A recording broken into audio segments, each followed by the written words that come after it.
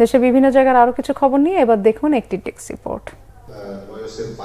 পার্বত্য চট্টগ্রাম বিষয়ক প্রতিমন্ত্রী কুজেন্দ্রলাল ত্রিপুরার সাথে আস্থা প্রকল্পের জেলা প্ল্যাটফর্ম ও উপজেলা ইউথ গ্রুপ সদস্যদের মতবিনিময় সভা হয়েছে। সভায় যুব সমাজের অনলাইন ডিভাইসের আসক্তি, কিশোর গ্যাং, মাদক, বেকার সমস্যা সহ নানা বিষয়ে আলোচনা হয়। ঝিনাইদহ 4 আসনের সংসদ সদস্য আনোয়ারুল আজিম আনার হত্যার প্রতিবাদ ও জড়িতদের শাস্তির দাবিতে মানববন্ধন হয়েছে। কালীগঞ্জ উপজেলার রথুনাথপুর বাজারে ঘণ্টাব্যাপী কর্মসূচিতে ইউনিয়ন আওয়ামী লীগের নেতারা সহ বিভিন্ন শ্রেণী পেশার মানুষ অংশ নেয়। গোপালগঞ্জে ডাল ও সবজি ফসল চাষাবাদে জৈব ছত্রাকনাশকের ব্যবহার শীর্ষক কৃষক প্রশিক্ষণ হয়েছে। এতে ভার্চুয়ালি বক্তব্য দেন বাংলাদেশ পরমাণু কৃষি গবেষণা ইনস্টিটিউটের মহাপরিচালক ডক্টর মোহাম্মদ আবুল কালাম আজাদ।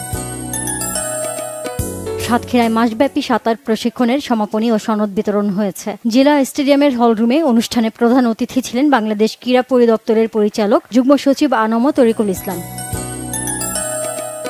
ব্রাহ্মণবাড়িয়ার সুহিলপুরে জলাবদ্ধতা থেকে মুক্তির দাবিতে মানববন্ধন করেছে এলাকাবাসী। কুমিল্লা সিলেট আঞ্চলিক সড়কের সুহিলপুরে 4 লেন সড়কের পাশে কর্মসূচি হয়। Nazneen Akhter, Bangla vision news desk.